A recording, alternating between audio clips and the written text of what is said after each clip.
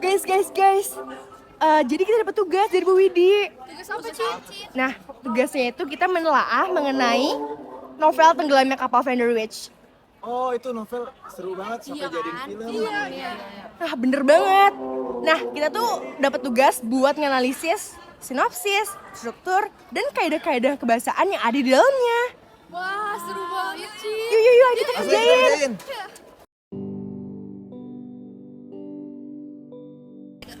Assalamualaikum warahmatullahi wabarakatuh. Kali ini saya akan membacakan sebuah sinopsis dari novel Tenggelamnya Kapal Vanderwich. Zainuddin adalah seorang pemuda berdarah campuran Minang dan Bugis. Ia pergi dari tanah kelahirannya, yakni Manggasan, ke kota Padang Panjang, kampung halaman sang ayah, dengan penuh harapan akan mendapatkan sambutan bahagia dari keluarga sang ayah. Sayangnya, apa yang ia harapkan tidak terjadi. Keluarga besar sang ayah menganggapnya orang asing. Namun, ketidaknyamanan hidup di kampung halaman sang ayah sedikit terobati karena perkenalannya dengan seorang gadis yang menawan, yakni Hayati, keturunan bangsawan yang sangat rupawan. Mereka saling jatuh cinta dalam keikhlasan dan kesucian jiwa. Di tengah perjalanan asmara mereka, Zainuddin harus menerima penolakan pahit dari keluarga Hayati karena jurang perbedaan adat, kedudukan, dan ekonomi yang membentang di antara mereka. Hayati pun menikah dengan Aziz, seorang pemuda Minang keturunan terhormat, beradat dan berlembaga, serta kaya. Tetapi sifatnya tidak mencerminkan sosok bangsawan yang terhormat dan berbudi luhur. Untuk mengobati luka hatinya yang hampir membuat dirinya bunuh diri, Zainuddin bersama sahabatnya pergi ke tanah Jawa. Zainuddin mencurahkan segenap luka hatinya dalam bentuk tulisan yang ternyata mendapat apresiasi luar biasa. Zainuddin menjadi sosok yang terkenal dan kaya raya. Pada saat itulah Hayati kembali hadir dalam hidupnya. Kesetiaan cinta Zainuddin kepada Hayati pun diuji. Bagaimana takdir menuntut kisah asmara dua anak manusia ini? Apa yang akan terjadi pada kapal Vanderwich akan menjadi kunci jawaban dari pengembaraan cinta Zainuddin dan Hayati. Nah, yang pertama yaitu orientasi. Orientasinya terdapat di halaman 10, yaitu ketika si penulis memperkenalkan tokoh utama yaitu Zainuddin serta latar tempat yang dimana latar itu akan dijadikan awal mula cerita tersebut. Nah, yang kedua ada pengungkapan peristiwa. Pengungkapan peristiwa ini terdapat di halaman 57 yang dimana halaman itu berisi pengungkapan segala peristiwa yang akan dimulai pada saat itu. Nah, yang ketiga yaitu konflik, yaitu ketika Zainuddin merasa takut ditolak oleh Hayati karena tidak memiliki uang serta harta yang cukup. Karena itu juga Zainuddin merasa bimbang dan merasa apakah dia pantas berada di sisi Hayati atau tidak. Dan ini terdapat di halaman 118. Nah, yang keempat ada puncak konflik. Puncak konfliknya terjadi ketika Hayati disuruh pulang oleh Zainuddin ke kampung halamannya yaitu di Padang, lantaran Zainuddin menolak permintaan Aziz untuk menikahi Hayati. Dan karena itu juga Zainuddin harus menghadapi keputusan dan konsekuensinya sendiri dari cintanya yang tidak dapat dipenuhi dalam masyarakat Minangkabau karena aturan yang ketat. Dan ini terdapat di halaman 198. Selanjutnya yaitu penyelesaian. Penyelesaian dari semua konflik yang telah terjadi ialah ketika Hayati meninggal dalam pelukannya Zainuddin di rumah sakit, dan penyebabnya yaitu kapal yang dinaikinya untuk pulang ke Padang yaitu kapal Vanderwich tenggelam dan Hayati harus dibawa ke rumah sakit. Dan ini juga menjelaskan dan mencerminkan tema cinta yang tak terbalas dan kesedihan akibat kehilangan, dan ini terdapat di halaman 218. Nah, yang terakhir yaitu Polda. Dalam novel Tenggelamnya Kapal Vanderwich karya Buya Hamka terdapat banyak pesan serta moral yang ingin disampaikan oleh beliau kepada para pembacanya. Dimulai dari cinta dan pengorbanan, perbedaan budaya menjadi awal mula ketegangan, takdir dan pilihan, perjuangan, serta novel ini juga mengunggah refleksi tentang kehidupan dan kematian. Dan juga kesadaran akan temporalitas hidup memberi makna pada setiap momen yang kita jalani. Dan ini juga membuat para pembacanya untuk menghargai lebih dan lebih untuk hidupnya sendiri yang ini terdapat di halaman 222 dan sampai 223. Selanjutnya yaitu nilai kehidupan. Nilai kehidupan mencakup nilai budaya, nilai moral, nilai agama, nilai sosial, dan juga nilai keindahan atau nilai estetika. Yang pertama yaitu nilai budaya. Di novel ini sangat kaya akan nilai budaya yang mencerminkan kehidupan masyarakat Minangkabau pada masa itu. Ada aspek yang dapat diidentifikasi yaitu adat istiadat. Hamka menggambarkan dengan jelas berbagai tradisi dan adat istiadat masyarakat Minangkabau seperti sistem matrilineal, yaitu menghubungkan diri dengan ibu dan kerabat perempuan lainnya berdasarkan garis keturunan perempuan, dan juga pernikahan yang diatur oleh keluarga. Nah, ini tuh menunjukkan betapa pentingnya peran keluarga dan masyarakat dalam kehidupan individu. Yang kedua yaitu nilai moral. Nilai moral dalam novel ini sangat kuat dan menjadi salah satu tema utama. Kejujuran dan kesetiaan karakter utama yaitu Zainuddin menghadapi berbagai ujian moral yang menguji kesetiaannya terhadap cinta dan prinsip hidupnya. Kejujuran dalam hubungan antar personal menjadi sorotan terpenting, terutama dalam konteks cinta segitiga yang terjadi. Yang ketiga yaitu nilai agama. Nilai agama sangat berpengaruh dalam membentuk karakter dan perilaku para tokoh dalam novel ini. Ajaran Islam. Hamka sebagai seorang ulama menyisipkan banyak ajaran Islam dalam narasi. Ini terlihat dari perilaku tokoh-tokohnya yang berusaha menjalani kehidupan sesuai dengan prinsip-prinsip agama. Yang keempat yaitu nilai sosial. Aspek sosial dalam novel ini mencerminkan bagaimana hubungan antar manusia serta konflik yang timbul akibat perbedaan kelas sosial dan latar belakang budaya. Terdapat ketegangan antara kelas-kelas sosial yang berbeda, terutama antara Zainuddin sebagai seorang penulis miskin dengan karakter lain yang berasal dari kalangan terpandang.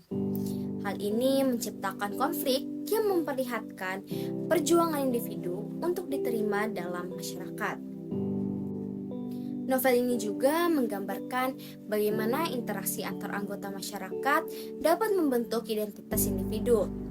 Hubungan antara Zainuddin dan Hayati serta pengaruh keluarga menjadi contoh nyata dari kerumitan hubungan sosial.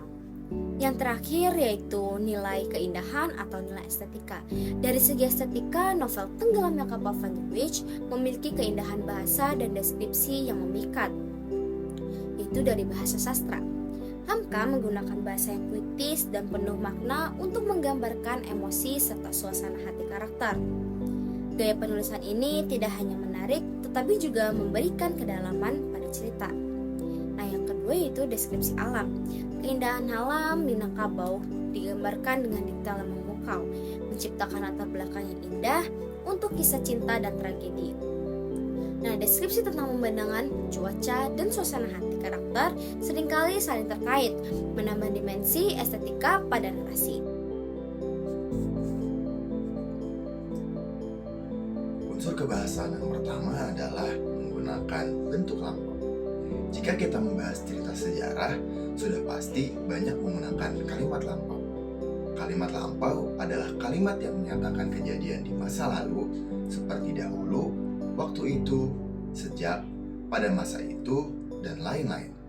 Contoh penggunaan bentuk lampau pada novel Tenggelamnya Kapal Van der Wijk adalah ketika itu pembuangan Cilacap paling masyhur bagi orang hukuman Sumatera. Laksana pembuangan sawah lunto bagi orang-orang hukuman Tanah Jawa dan Bugis. Ciri kebahasaan yang kedua adalah menggunakan kata adverbia untuk mengungkapkan waktu dan cara.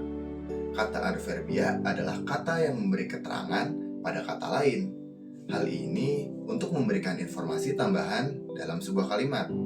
Contoh penggunaan kata adverbia yang mengungkapkan waktu dalam novel Tenggelamnya Kapal Van der Wijk terdapat pada kalimat, sebab itu tinggallah dia di Makassar beberapa tahun lamanya. Sedangkan contoh penggunaan kata adverbia yang mengungkapkan cara dalam novel Tenggelamnya Kapal Van der Wijk terdapat pada kalimat, kata Datuk Mentari Labih sambil melompat ke muka dan menyentak kerisnya. Ciri kebahasaan yang ketiga adalah menggunakan konjungsi yang menyatakan urutan peristiwa. Konjungsi yang digunakan untuk menyatakan peristiwa secara kronologis. Tujuannya untuk menandakan urutan-urutan peristiwa. Seperti ketika, sejak, sebelum, sesudah, hingga, sementara, sambil, lalu, dan kemudian. Contoh konjungsi yang menyatakan urutan peristiwa dalam novel Tenggelamnya Kapal Van der Wijk terdapat pada kalimat malang akan timbul. Sebelum dia sempat mempermainkan keris, pisau belati pendekar Sutan telah lebih dahulu tertancap di lambung kirinya mengenai jantungnya. Unsur kebahasan yang keempat yaitu dengan menggunakan kalimat langsung atau kalimat dialog. Kalimat langsung biasanya langsung diucapkan oleh para tokoh dan ditandai dengan menggunakan tanda kutip. Contohnya, kalimat yang diucapkan oleh tokoh Hayati yang berbunyi, "Mengapa Tuhan sudah 4 hari tak kelihatan, dan bila bertemu di tengah jalan, Tuhan serupa mengelakkan diri." Kalimat tersebut merupakan contoh dari kalimat dialog. Unsur kebahasan yang kelima yaitu dengan menggunakan kalimat tidak langsung. Kalimat ini tidak langsung diucapkan oleh para tokoh atau biasanya untuk menerangkan kembali perkataan yang sebelumnya. Contohnya yaitu seperti, pernah dia berkata, separuh dari hatinya dibawa ibumu ke kuburan. Dia tinggal di dunia ini dengan hati yang separuh lagi. Kata berkata ini untuk menerangkan perkataan yang pernah dikatakan oleh tokoh sebelumnya. Unsur kebahasan yang keenam yaitu adalah dengan menggunakan kata sifat. Kata sifat sendiri merupakan kata yang digunakan untuk memberikan informasi yang lebih dari suatu benda atau kata benda. Kata sifat biasanya digunakan untuk memberikan informasi mengenai kondisi, sifat, atau karakteristik suatu benda. Dalam novel sejarah, kata sifat dibagi menjadi 3 kategori. Yang pertama, kata sifat untuk menerangkan tempat. Yang kedua, kata sifat untuk menerangkan waktu. Dan yang ketiga, kata sifat untuk menerangkan cara. Yang pertama, kata sifat untuk menerangkan tempat berfungsi untuk memberikan informasi yang lebih mengenai kondisi suatu tempat. Contohnya, bantal yang kusut dan kamar yang kotor. Kata sifatnya kotor dengan kondisi tempatnya yaitu kamar. Yang kedua yaitu kata sifat untuk menerangkan waktu, di mana kata sifat di sini memberikan informasi yang lebih mengenai waktu dari suatu peristiwa. Contohnya seperti sebentar lagi warna merah itu dikalahkan oleh bala tentara Malang. Sebentar lagi merupakan kata sifat yang menerangkan waktu kejadian. Contoh yang kedua, lama Mak Bes termenung mendengarkan perkataan anak-anak itu. Yang ketiga yaitu kata sifat untuk menerangkan cara. Kata sifat untuk menerangkan cara berfungsi untuk menjelaskan bagaimana sesuatu dilakukan atau keadaan dari sesuatu yang sedang berlangsung. Contohnya, sebab itu amat sulit jalan yang ditempuh oleh penganut. Contoh yang kedua, dengan mudah saja dia mengecewakan hati orang laki-laki. Kata sifat yang digunakan dalam 2 kalimat ini, yang pertama itu ada kata sifat sulit dan yang kedua mudah.